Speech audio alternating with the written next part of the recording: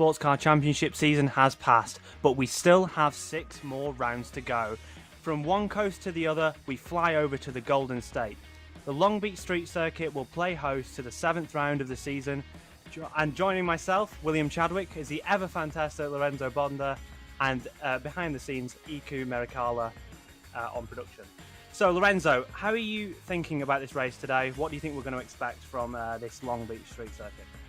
Ooh, first and foremost, good to see you, Will. It's been quite a while we haven't talked, because last time we talked, we were actually at the Sim Racing Expo. Yeah, now we're talking virtual, which is crazy to think about. But about this race, I expect some strategy shenanigans, maybe some chaos, hopefully not, and and then some traffic strategies on how these guys in the LMP2s and LMP8s are going to try to negotiate with the GT3 cars on track.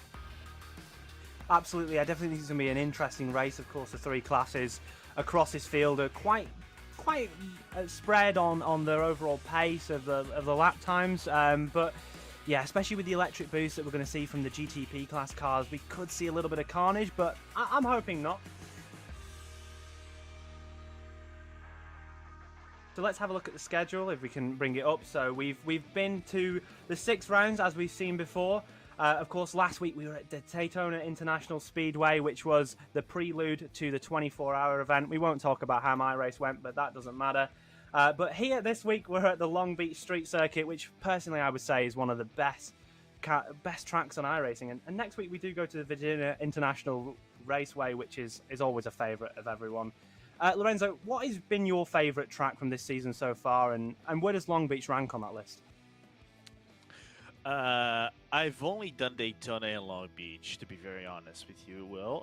Obviously Daytona for the Daytona 24 and Long Beach because, let's just be honest, Long Beach is probably top 3. I would probably put it behind Daytona because I'm slightly biased towards Daytona, but they is still probably second best track in the entirety of this calendar.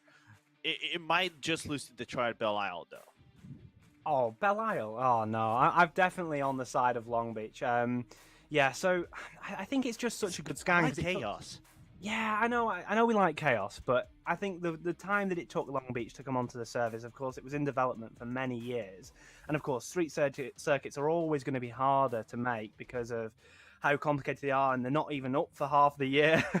So I just think the beauty of the Long Beach Street Circuit is by far the best for me. And yeah, I'm sure the drivers are enjoying it in qualifying. Oh, absolutely. It is. Even though it took a little bit long, as you guys see the fountain right now here on screen, it's truly beautiful. You know, it started as like a project and it became a test track for so many years, and I think eventually iRacing had the time to properly scan and map the objects, and by doing that, it just became one of the best, well-made tracks. Of course, for somewhat taxing on the computer depending on circumstances on how your build is, but still one of the most good-looking tracks by miles and miles away in the service. Absolutely. Yeah, and we're watching Matthias Witter here on his qualifying lap, of course, going through the last sector. Of course, you can see how fast these GTP cars are. Of course, debuting this weekend in the Rolex Daytona 24 Hours. And, like a bit of contact on the wall there. I'm not sure if that would have caused quite well. It would have been definitely a bit of a slowdown for Matthias, but not quite the lap he might have wanted there. But yeah, like I said, these cars debuting in real life at the Daytona 24 Hour this weekend. And I'm really excited for the race, personally, in real life, as we look at some of the GT3s as well. Yeah, now let me put you in the spot. Did you pick the 24 to win? Did I pick what? Did I pick who I thought was going to win? Yeah, did you pick any of the LNDH to win on the pick'ems? I think it's got to be behind Porsche for me. I'm a bit of a Porsche fan. I think that's, you know, I've drove a lot of the cars on the service, and I really like the look of them. I think it's a very pretty car. Not to say anything bad about the BMW, but I just big fan of Porsche. I like the Porsche Penske partnership, and yeah, I think they're going to be able to win it. Yeah, they got a good lineup. I really want to see that car doing good. Even though my my pick is the accurate Brazilian Castroneve face, but then again, I'm 100% Brazilian bias. What can you do? But yeah, let's see him Danilo Schuster's lap. I think he's about to open up his lap as Andrea Bristo actually on top. But qualifying looking close to everybody. But then again, this is one of these tracks that it's so mischievous. If there's one thing I hate about this track is how precise you need to be with the inputs and how fast you need to be going up the throttle in every single turn, because basically I think bar maybe the fountain, the majority of the turns are 90-degree based.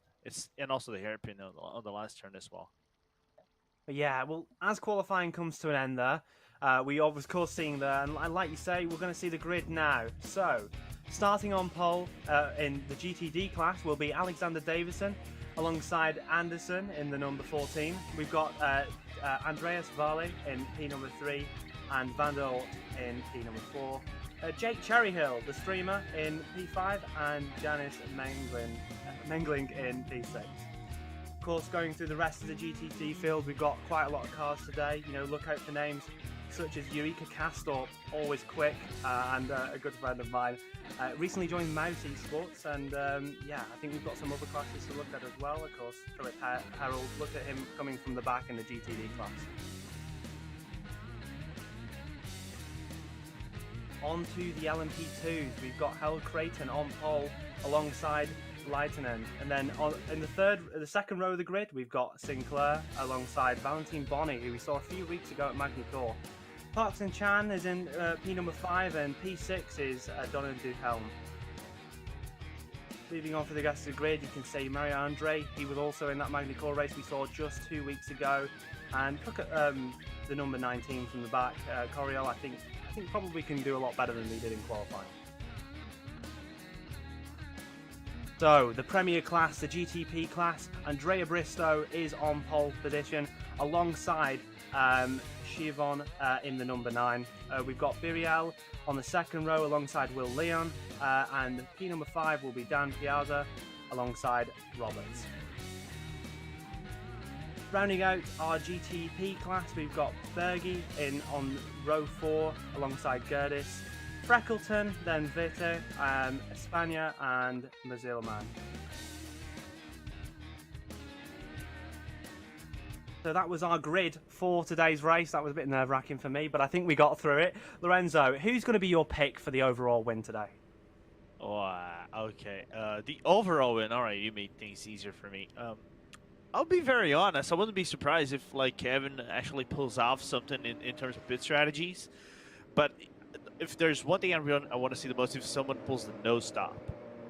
If someone pulls the no stop, that would be all right. I'm gonna have to say that would be poggers.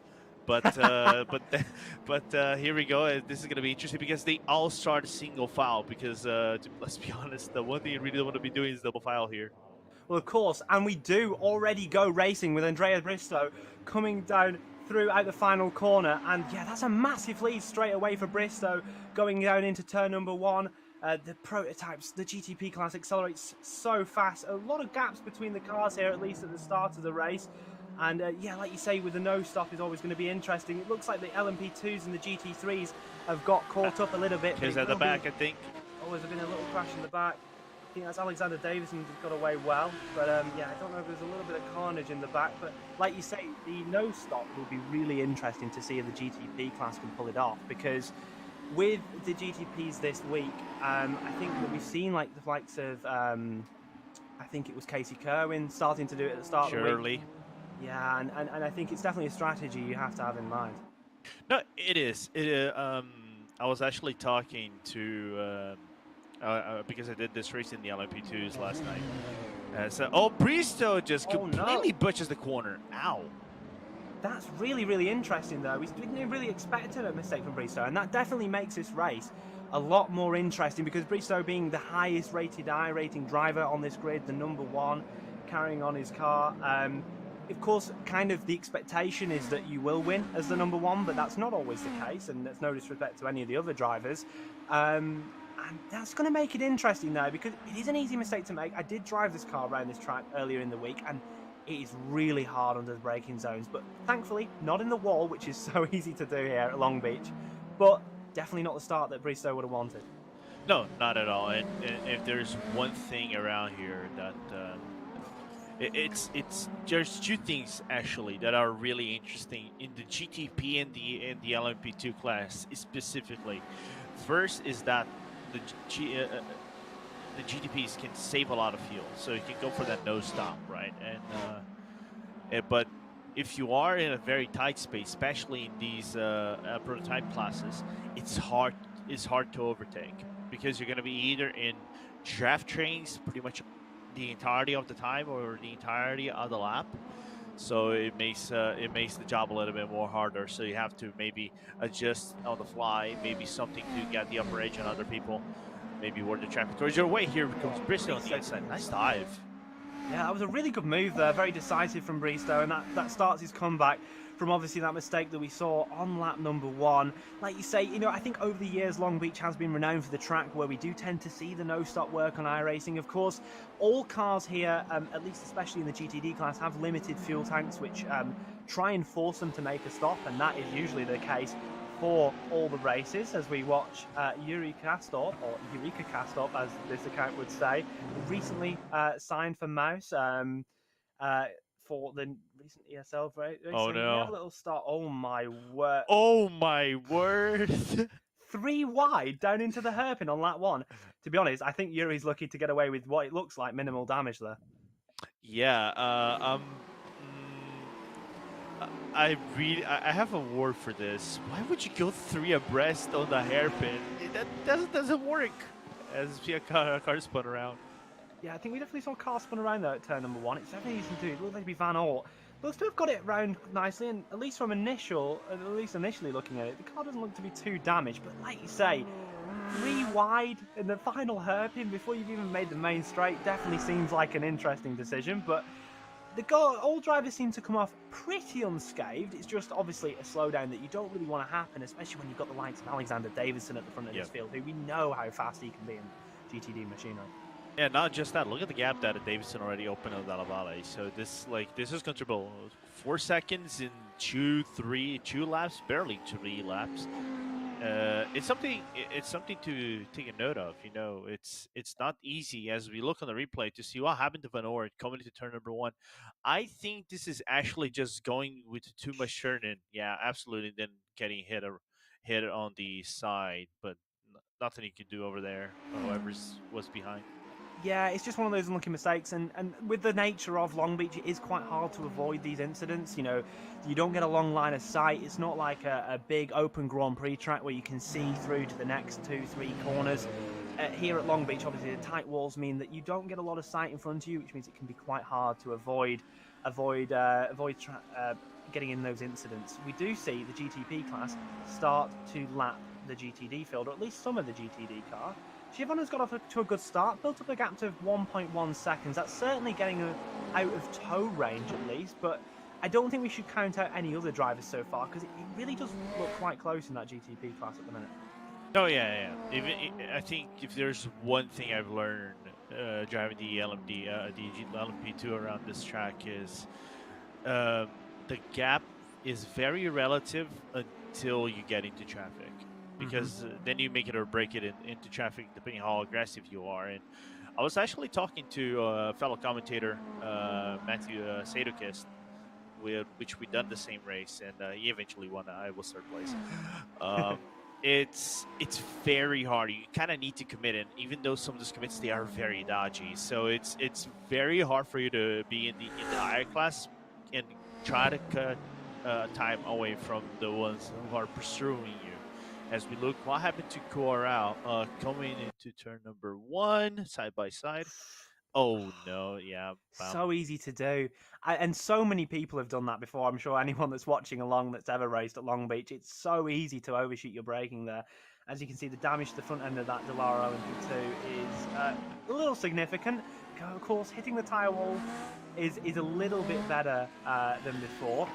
now we do see the GTPs in the proper thick of the traffic. Of course, Siobhan is starting to try and lap them. Of course, something I noticed, at least when I was racing here, is if you get stuck behind a GTP in that opening section of corners, you know, from the fountain onwards, if you can't make it past in turn 1, you really have, unless you're really desperate, you're not making a move until the exit of turn 5. No, unless someone opens up for you, which is right after the fountain. And in the U.S. Open wheel cars, that used to happen more than not in the IR18s. But because you have these different classes, though, it's a little bit different. As we see Bristow now try to come up with P number 6, it's going to be a little bit tricky for you to make that move on the hairpin. But does he have the room for it? He does. Gone for it again. Trademark move. Reminds me a bit of Charles Leclerc at the Monaco Grand Prix in 2019. That's kind of what I'm thinking in my head. But Bristow up into P number 6 now, making steady progress up the field from that mistake on lap number 1, but still 7.4 seconds behind the leading car. And it definitely shows you how costly that mistake was. And like you say, now stuck behind GT3 cars for the first half of this lap. Yeah, and we're barely on lap number 7, so and this is quite funny because you have to save on average about, I know on the LMPs is around is 11 liters. That's the max you probably would fuel in the car. I think the GTP is right around the same window in terms of fuel, so it's how efficient you are, or maybe going for 8 liters, 7 liters, or even less than that, or even pull the nose stop if you can actually do that. In this race, so it's going to be an interesting one to see those guys more in the back, try to see what they're going to concoct and be funny about it. As you can see, Creighton being followed by Lettinen on the back straight, and everyone else you can see around the LMP2 not even close towards them. You're actually seeing the difference here. The times between the LMP2 leaders and the LMDH leaders is not that much. You know, in qualifying, we were only seeing a gap of about, I think, maximum between Bristow and the pole sitter of Creton. It was, what, I think 1.5 seconds? That's not a lot of time, especially between two classes. And you're seeing this, the back end of the GTP class is kind of falling in to the front of the LMP2 class. And that can cause problems in itself, because obviously you're not wanting to let someone past if they're in a slower car ahead of you, because that kind of limits you to their pace, and that will effectively ruin your race. So it's kind of a bit of a pressure situation, because obviously as the higher class car, you want to pick up your pace, but it might cause you to make a mistake. No, absolutely, and this is, you mentioned right on the head, because I was about to grab the lap time. Like the best lap time, for example, that was done by Lettinen not too long ago. That was a 1:11.6.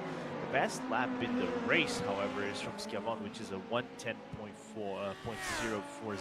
which is like literally 1.5 seconds. And this is insane for me, because I would never see this disparity of times in a track like this. If you put up the DP or some other cars, as we see some incidents, just mind the rejoin. No. Oh no!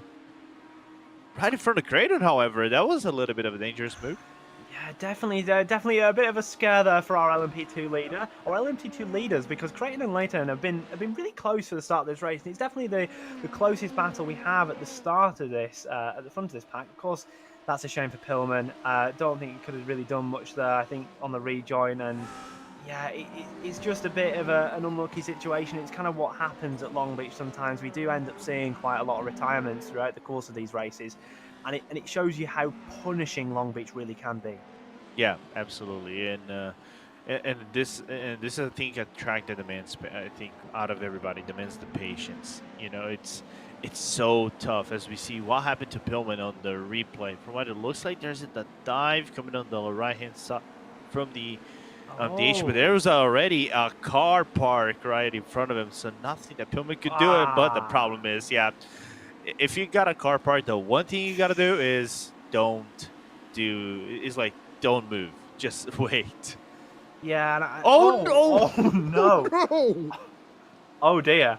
We didn't see that part on commentary, and now I feel slightly less sorry for Pillman, because I wouldn't suggest that was a very good rejoin, Lorenzo. And yeah, don't try that at home, guys. I would usually recommend waiting until the cars have gone.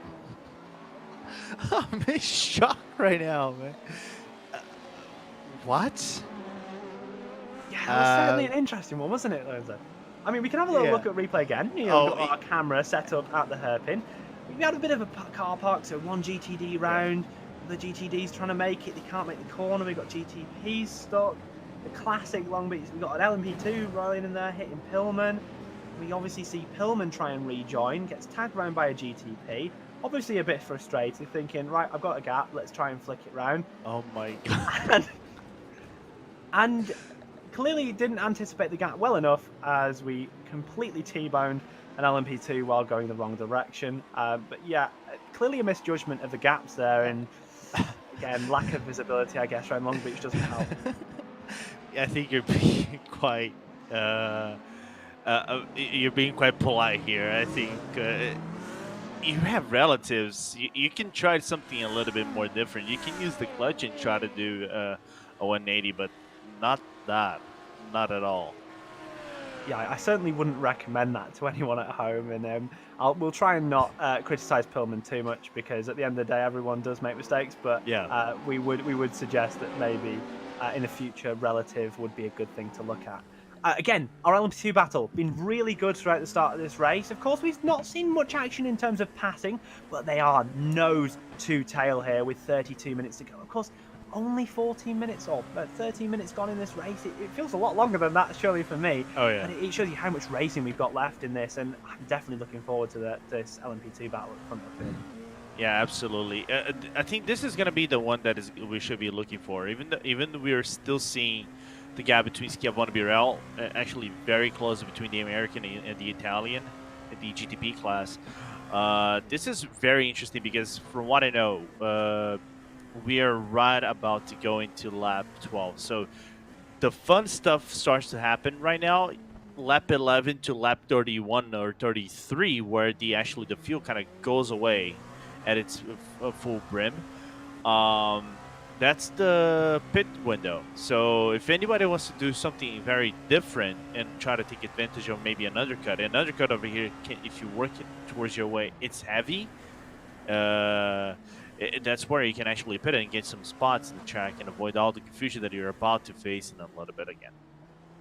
It's definitely a good point, because I think when we've got the masses of traffic that can occur here at Long Beach, if you're an LMP driver, you're a few laps off your stop.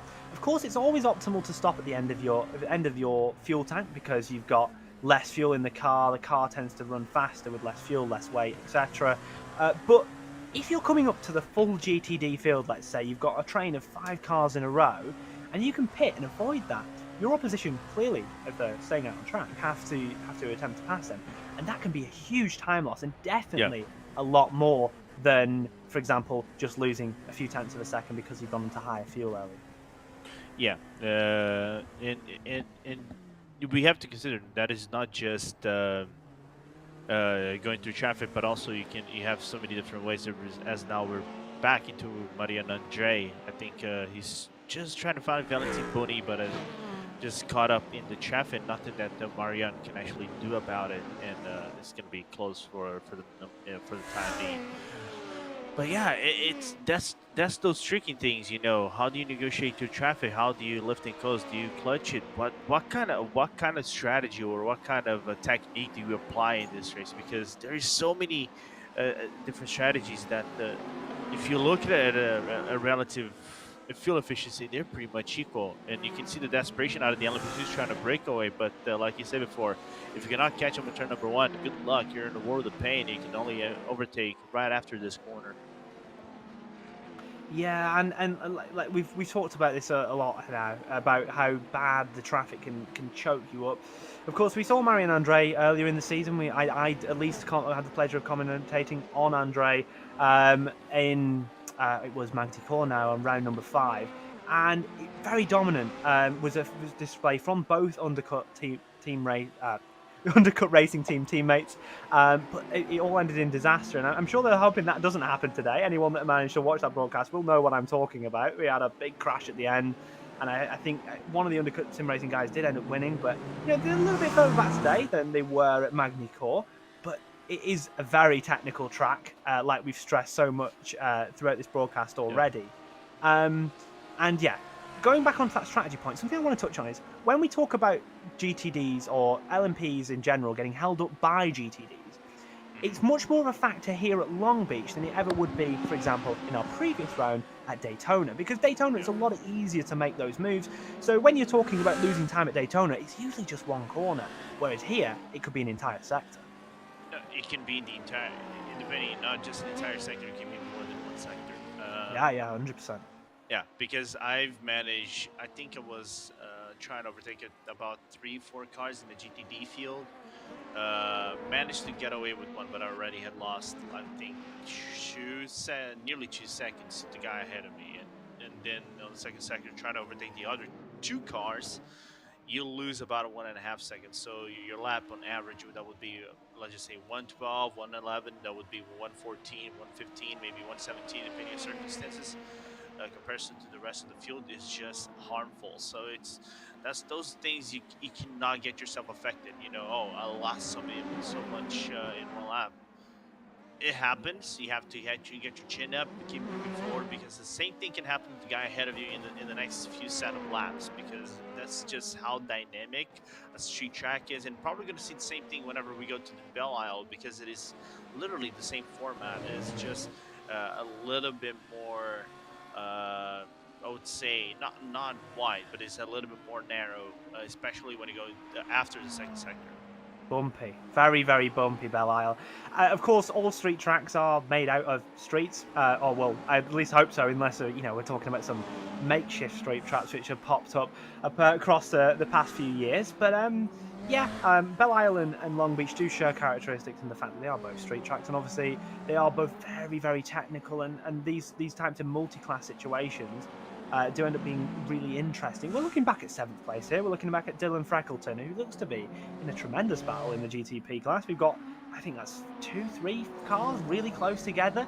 I'm amazing that they've stuck so close together for the start of this race. I mean, 20 minutes in and we're still seeing cars, all separated by under a second. It's really good at the start of this race. Freckleton's in 7th, looking to move up into 6th. Potential for getting in the top 5 is there, but Bergie in 5th is about 3 seconds ahead of this group. It's interesting to see how they're managing the traffic. Of course, 6 tenths back, you're never really going to be able to make a move, I don't think. But it's definitely. Oh, you'd be surprised. Yeah, I'd be definitely very surprised, but it wouldn't be the first surprising thing we'd see today. Yeah, and now Andrea made the overtake now on Will Lyon, the Alliance Sim Racing driver, as now Will gonna try to go on the inside, maybe over here. No, he's actually gonna lose some time. He managed to overlap the LMP2, but at the end of the day, the one of the best drivers in the IR18 just losing a spot to Andrea in his favorite spot in the track. Well, Charles Leclerc of today's Long Beach Grand Prix strikes again, and that was a fantastic move. As we've seen so far from Bristow, been some very, very good moves for the Maxim Racing driver, and again, flying under the radar a little bit, now only 2 seconds behind the leader. We look at Roberts in the pit lane, looks to maybe have had an issue. Not quite sure what's going on. I know we might get a replay in some time, but that doesn't look like a good start to the race. And that is Bristow, again, on 2nd place, down the inside. And now, back into the top 2, Bristow is only 2 seconds away from the lead, despite being down the exit road on lap number 1. Yeah, which is a good sight to see, and is also working traffic in a proper fashion. As we see, I think one of the GTDs coming into the pit lane, from what it looks like, Anders Falk coming into for his pit service. And like I said before, you can do those funny strategies because you're early on. Just put a little bit of that tap on the fuel, and whenever you come back, if you got a really good spot on the track, don't get overtaken too much by the LMDHs and LMP2s.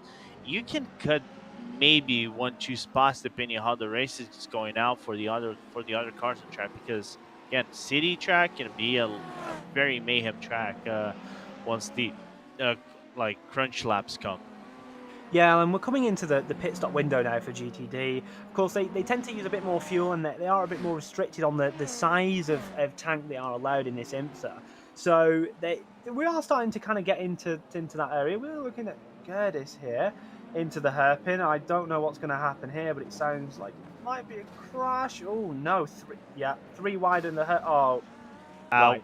That's what happened. And that explains why Roberts had that damage. And when he came into pit lane, clearly, what I have seen, at least over the last few weeks, with this GTP, this BMW M Hybrid V8 being introduced into iRacing, of course, before it even made its real world debut, is it's quite fragile. You tend to get a bit of Yeah. contact, and you can have small collisions that costing you 2 minutes of repairs. And of course, if you get too significant a damage, the stewards will give you what is commonly known as the meatball flag. It is a black flag with an orange circle in the middle, and that will indicate that you have to come in within 3 laps of being given that flag, or you'll get a penalty. That is basically a steward saying your car is not fit enough to be racing around on track, and you need to get that damage repaired, or you're not really safe to be racing. Yeah, I was gonna say that. I think if you looked at the Daytona, either the second split or even the first split, if there's one thing those these GTP cars were doing, they were not bump drafting at all. Because even if you try to bump draft, you probably would get like some damage in the splitter, or the splitter would fall off, and try to replace that. That would be very problematic. You would lose a lot of time. As we see Yuri Kasdorp in ninth place try to change Jenny's mingling, going around the final corners. But it is tricky, to try to get at this car like that. And actually, that is happening on the LMP2 as well, because they had an update not yesterday as well that had a few changes on the damage model. And now apparently the LMP2 is also more soft than usual in terms of damage, so you need to be more careful with it.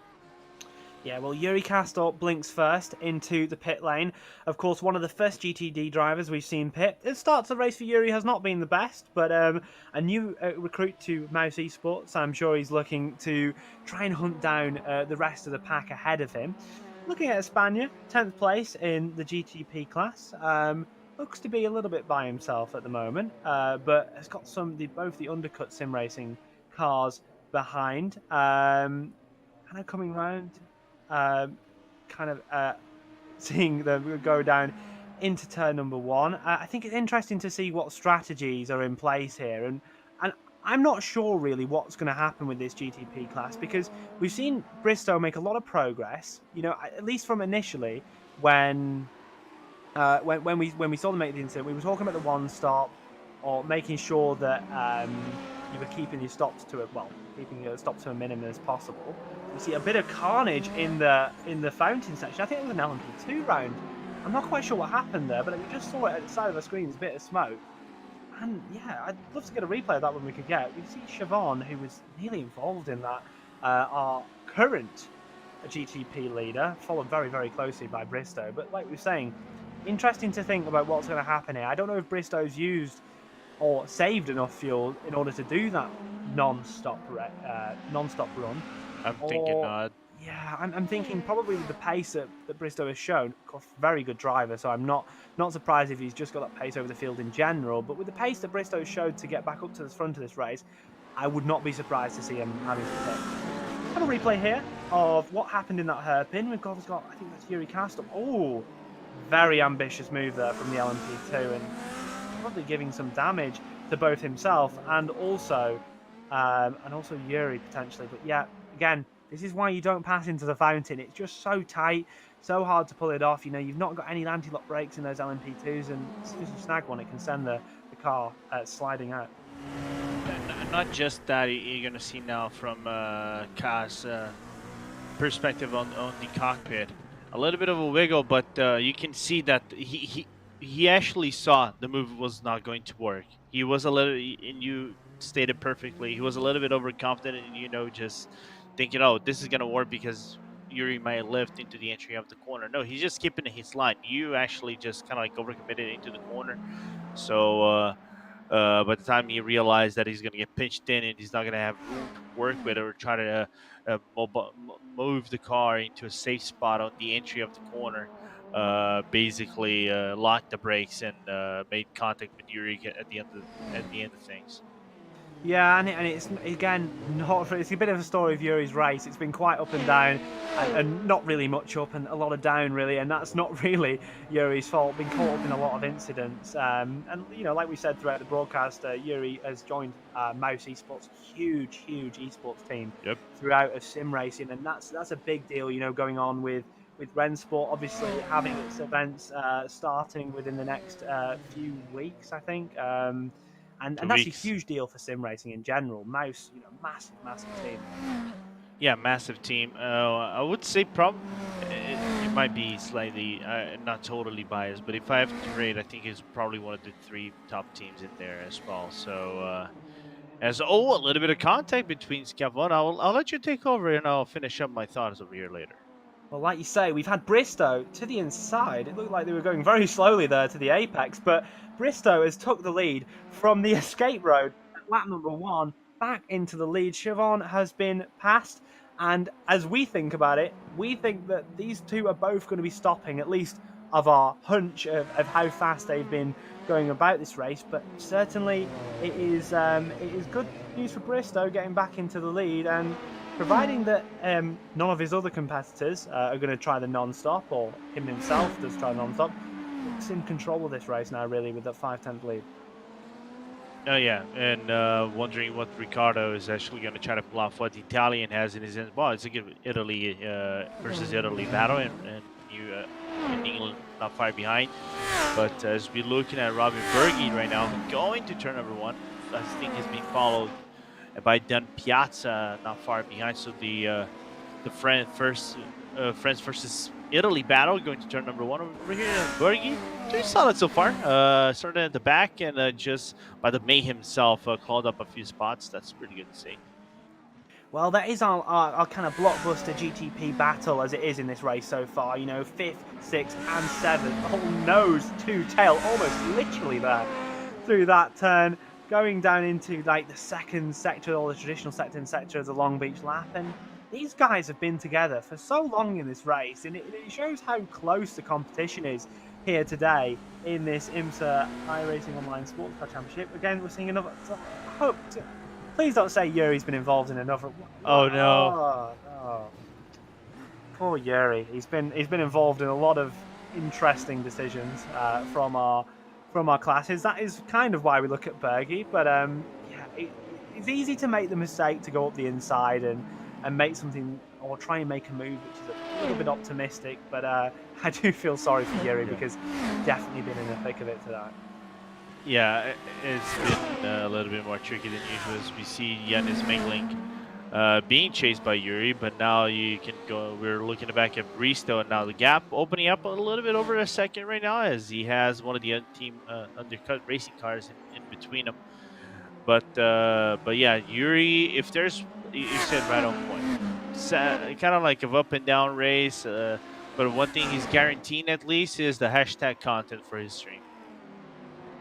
Yeah, at least he's getting a bit of content for the stream. Not sure how happy he is right now, but I'm sure that the Long Beach Street Circuit is at least giving him some enjoyment, providing his car isn't too damaged. A lot of cars here, as we're watching Bristow again, our last to first challenger, at least going down the escape road, or nearly last. But yeah, we're seeing a lot of cars, and it shows you how traffic can build up on a street circuit like this, because you end up getting like kind of pockets of traffic, because you get the slow cars that back up, and when you've got a GTD going through the first sections, and you get some other cars behind it that also get caught up, it kind of builds up, and sometimes you can get these little pockets of traffic, which end up being quite hard to negotiate, especially for our prototype cars. Tinkerbrow exit the pit lane, one of the drivers in the GTD class to make a stop, and a little bit further up, started quite low down on the grid actually for Grabau. So it'll be interesting to see how he navigates this from now onwards. Of course, the Audi being one of the most popular cars this season in iRacing, and we've seen it across the course of all events used very, very well with its really good ability just to go fast and rotate really well, and that's super important for this Long Beach Street Circuit. Yeah, it had a little bit of a resurgence as well in this season. Most specifically, last season wasn't the most used car, so it's good to see that the V10 engine is being brought back to all its blaring glory in the service. Now we're looking at the Nilo. I think that is being chased by Yuri Kasdorp right on the backstretch, and the Dutchman trying to look forward what he's going to pull off in his next move. Is he going to make the overtake on the hairpin? I know Yuri, he's like to make some moves in weird spots sometimes. That was really close on the exit. I thought better of it, of the move up the inside. Of course, off the corner, we saw Schluster go a little bit wide, but Castop's still going to have a chance here down into turn number 1, just 1/10 back. Tries to make the move on the brakes. It's a little bit edgy. They're going to be side by side into the fountain. It looks like Schluster's going to keep the position. And yeah, that's holding Castorp up from ultimately getting a few more positions in this race. Seems to be the faster car at the moment. You certainly would expect it from a caliber of driver that Yuri is. Of course, adapting to the circuit now. We've got a little bit of laps underneath the belt and maybe not getting hit by too many prototype cars. Again, looking to the inside for a move. Kind of, it's definitely, if you're Schluster, you're going to be looking in that mirror and you're going to be definitely wary of Castorp because you know he's fast and you know he's going to try and overtake. Yeah, as they get overlapped right now by Howard Creighton going to turn number 1, Lettinen following suit on the right-hand side of the screen. So the Dutch keeping that car in the back of the Porsche for now. Just try to be patient, trying to find that opening. He's gonna try maybe on the hairpin again. Just try to go for the setup and now ride the draft here, Mr. Will Chadwick. I think we might see an overtake if there's no faster cars behind. Well, Yuri Castorp tucked up behind the rear wing of the Porsche 911 GT3R, getting a good slipstream. Schluster goes defensive. Castorp to the outside. They're almost banging wheels. They have touched. That is Schluster round back into the tyre, but bang into the barrier. And I'm really not sure what happened there, but that was a bit of chaos. Yeah. I really want to look on the replay as Schuster's race has ended and Yuri just keep moving forward. And really want to look on the replay. What has happened? What caused for Yuri to T-bone the pin maneuver on Schuster coming into turn number 1? Well, they were definitely running each other very, very close. And of course, that is a form of tactic when you're defending. You don't want to give your opponent on the inside too much room, as they'll be then able to come across and take a more preferred line into turn number 1. So we're watching from Yuri's perspective. Of course, 911R goes defensive of Schluster. We hold it nice and tight. And you know what? It looks to me a little bit like a classic case of those cars just getting hooked. A little bit of contact, a little bit of net codey contact. It always happens when you're racing on an online service with people with different internet connections. And it looked like certainly at a point there that they just got glued together. And unfortunately, Schuster's come off really rather badly from that incident. Yeah, because you can see after the first contact, they just kind of glued themselves together. You don't even see any input from Yuri to try to go to the left-hand side, like just trying to bang doors or something like it, or try to decrease the speed out of Schuster coming to turn number 1. So I agree 100%. It's just rough racing, and unfortunately for Schuster, from what it looks like, ended in the worst spot. Yeah, it was certainly no bad intentions, at least from my perspective, and it's really a shame because Schuster was having a good race, of course, and valiantly defending like a rightful so to do, and everyone is obviously allowed to do so. Yeah, it's just a shame that it ended like that, really, because we were seeing a really, really good battle there, and yeah, it's a shame. As we look back to Grabau in P number 5 in our GTD class, of course, we've not looked at our GT class too much because a lot of the action has been in the LMP2s and the GTPs. Grabau is obviously, I'm trying to find on my timing screen. That's fine. Behind Jake Cherryhill. Oh my word! Sorry, I didn't even realise we're back to LMP2 racing. That looked like really close from Lightning. What's happening there? I think we've got one of the undercut sim racing cars coming up on the back. I think it's Valentin Boney trying to make a move. Boney looked to have been in 3rd position beforehand, and it was actually an overtake for Leitinen. So perhaps Leitinen stopped early and Boney hadn't, and it was actually an around the outside move. So fantastic move there from Leitinen, and yeah, didn't quite see that. Yeah, and from what it looks like, Lettinen has bid it. So I was actually looking at the time machine looking for Lettinen, but if I knew I realized that Lettinen, I think, going for the undercut on how to Creighton. But the problem is, the one thing you really don't want to be stuck with in these kind of battles, and from what it looked like, the Finn had to be a little bit more decisive in what he was actually going to do in the corners, and for Bonnie's a little bit of fair share of happiness. Saw that the aggressiveness out of the number 5 and got overtaken in the process. Well, of course, especially when you're going for an undercut strategy, like we said, you are putting yourself in a little disadvantage in terms of the weight of the car and how much pace you can ultimately extract out of it. So you are always going to be a little bit more on the aggressive side because you're obviously not wanting to get held up and you're battling for the lead with Creighton, who we're seeing still hasn't made the pit stop yet. Carl Creighton drove a really good race, led every lap so far in LMP2, and that car looks remarkably clean, especially for one driving around the Long Beach street circuit. Well, no, I'm not trying to curse. No, I'm not trying to curse. There's no remember curse. you're with me. Remember Yeah, you're with well, me. Lorenzo, when you're around, you could curse anyone, so, we need to be careful of that. Of course, how looking maybe to pit this lap, we saw some of the GTPs in this lap as well, getting quite close to the end of the race, just 7 minutes 35 to go. And it makes you wonder how much of the strategy is going to get thrown up in the air this lap. Creighton not pitting this lap, but I'm sure we'll get back to him when he does. Someone I haven't even seen pit was Davidson. I think led this race so commandingly from the front. And, I don't even know what the lead is now. It looks to be at least 5 seconds at the front of the field. We're looking at Yuri, who looks initially like he's under attack a little bit from Van Aert, but I imagine that Yuri might have just got that position, but I'm not quite sure. Because there's still time left in this race for the likes of Yuri and also Van Aert, some of our higher rated drivers, at least by the iRating system, in this race to get some more positions. But certainly with the gap being 5 seconds between where Yuri is at now and the car ahead, it's definitely going to be difficult with only 5-6 laps left in this race. Oh yeah, it's going to be quite tough for you to make up some ground unless something happens right in the front end that kind of allows Yuri to come closer. Pit stop, even though it is going to be, even if it is a fast pit stop, it's right about around the between 33 to 37 to 39 seconds, if I remember, depending on how much you feel that car. We see Lettinen cutting around those both cars, trying to cut as much time as you can possibly cut on Howard and Creighton because 6 minutes, you get closer and closer, you start to think Bristow might be on the no-fuel strategy, Scalvon might be on the no-fuel strategy, Creighton might be on the no-fuel strategy.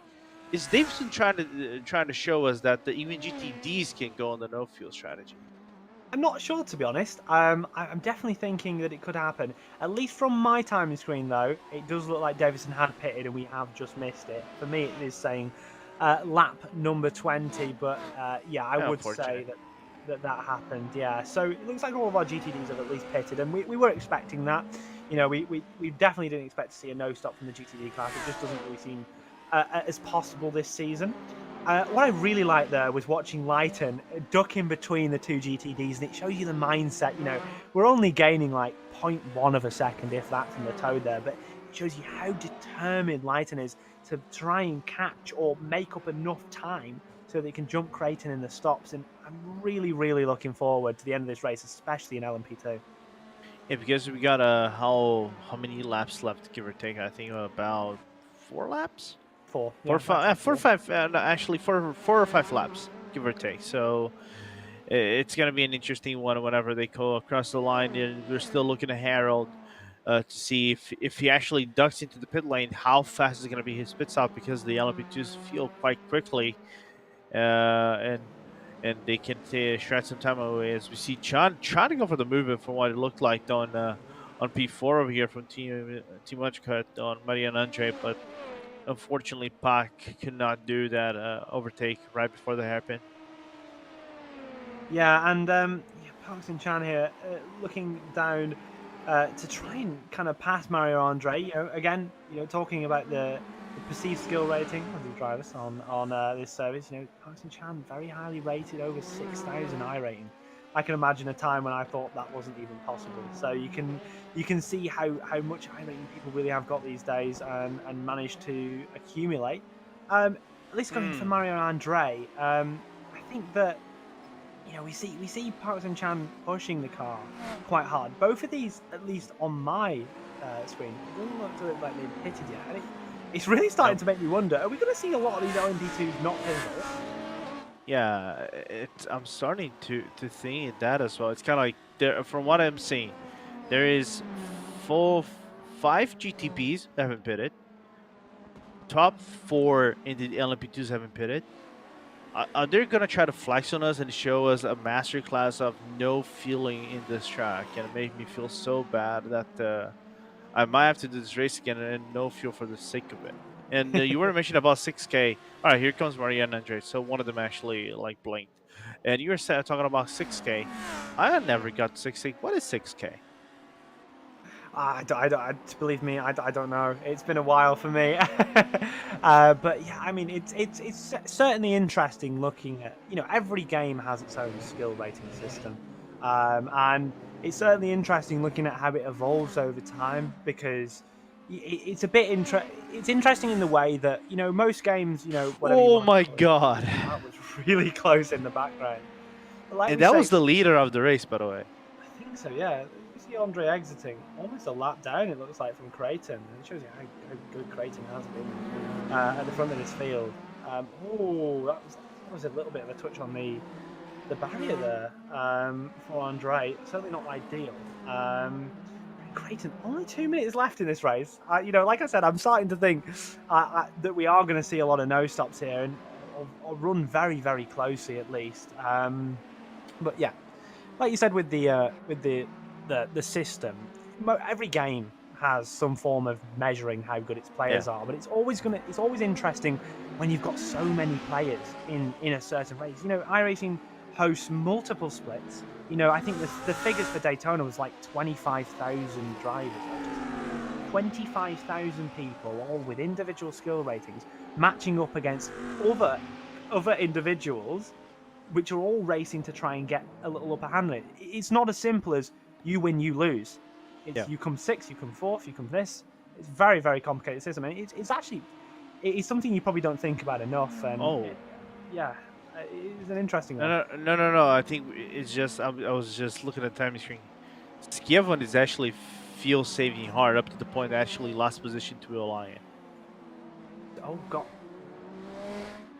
As I think we're on the final lap over here. If this has one more lap, boy oh boy, this is gonna be interesting. And from the timing screen, it says 39 laps.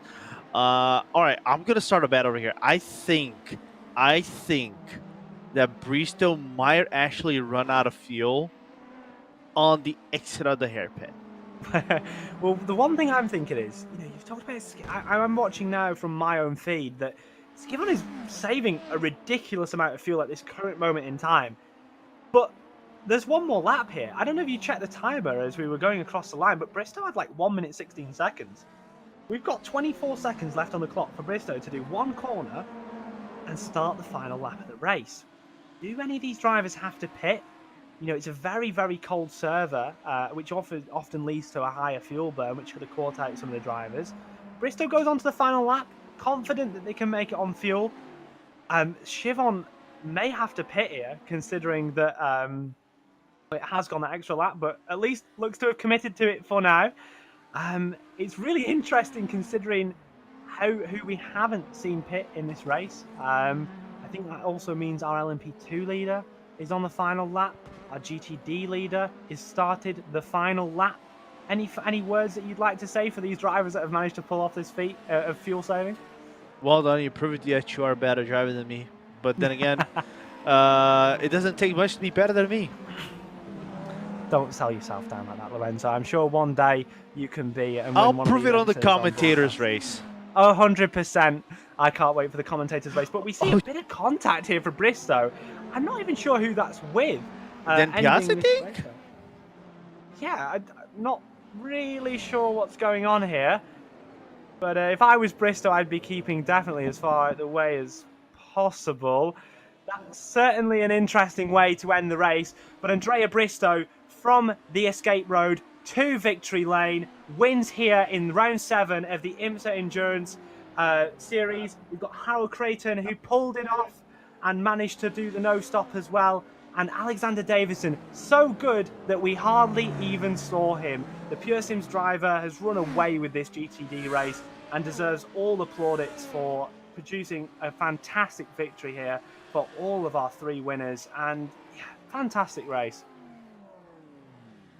Yeah, really good race. Much better than I expected it to be. Close a few spots. Guys trying to follow each other out, and really basically a masterclass from Bristow to showcase the pace. Coming from, I think he, after the mistake, he came into 7th place in the LMDH class, in the GTP class rather, and came back and was pushing the car out and managed to get away with this at the end of the days. And Will Lyon and everybody else pulling the nose stoppers and making it work wonders for them. And the only guy, I think, the LMP2 that may work this as a profession, Harold Creighton. Well done for him. Yeah, Harold Creighton, definitely did what we didn't expect to see there with the no-stop strategy. And again, we kind of more expected it from the GTP class. Creighton certainly showed how you can save around this Long Beach circuit in the LMP2 class. But here we come to the results. It was Andrea Bristow that won by nearly 6 seconds in the end, despite being, like you say, 7 seconds off, with Will Lyon in second and Siobhan rounding out the podium in GTP. Moving on to the LMP2 class, when we can get it up. Of course, it was Harold Creighton who managed to do the unthinkable, at least for us in the commentary booth, and went all the way on fuel, winning by a total of 23 seconds in the end. It certainly didn't feel that way at one point in the race. Leitner got P2, despite showing very, very good pace throughout the course of the race, but obviously having that extra pit stop. Parkson Chan got 3rd, and Valentin Boney just missed out on the top 3, but staying on the lead lap. Into the GTD class, we then look. It was Alexander Davison with a dominant win. Definitely didn't feel like 5.2 seconds, despite how under control Davison definitely had it. Anderson came home in second, at least running Davison pretty close throughout the course of that race. And we had Della Vala in P3. Of course, other names to mention, Jake Harryhill just missing out on the top 3, and Eureka Castor with a race to forget, but I'm sure he enjoyed the street circuits here. Fastest lap was set by Andrea Bristow on lap number 12 of a 109.241. And yeah, very, very good race, Lorenzo. Yeah, interesting race from everybody so far, but and we're still keeping it in America. We get out of Long Beach, we go to Virginia, a track that has literally zero, similarities to Long Beach and Daytona. And it's going to be quite interesting how they negotiate the old oak tree and going to the back straight and a track that is a fast track. And it's quite a unique track that I know IMSA doesn't use it per se, but then again, really looking, I think they use it, but it's not. I think not without classes. But anyway, proves always to be an interesting race. Nevertheless, whenever they go around the International Raceway, so can't wait to see what's going to happen in 1 week. Lorenzo, I've got some really bad news for you. I've got some really bad news. Oh, the Virginia International Raceway no longer has the oak tree. Oh no, I know. I knew. It's just that I was saying like the old oak tree, the oak tree without the oak tree. Sad. Of course, having a rescan recently on iRacing Virginia International Raceway will, of course, be a very interesting track next time out on round number 8 here live on RaceSpotTV. Don't think we've got anyone coming for interviews, and I thank everyone here for watching. Andrea Bristow took the win despite exiting on lap number 1 down into the escape road. Thank you to Iramiri Kala behind the scenes for the production work, and Lorenzo Bonda as always. I've been William Chadwick. Thank you for watching Friday Night Primetime. Until next time, goodbye.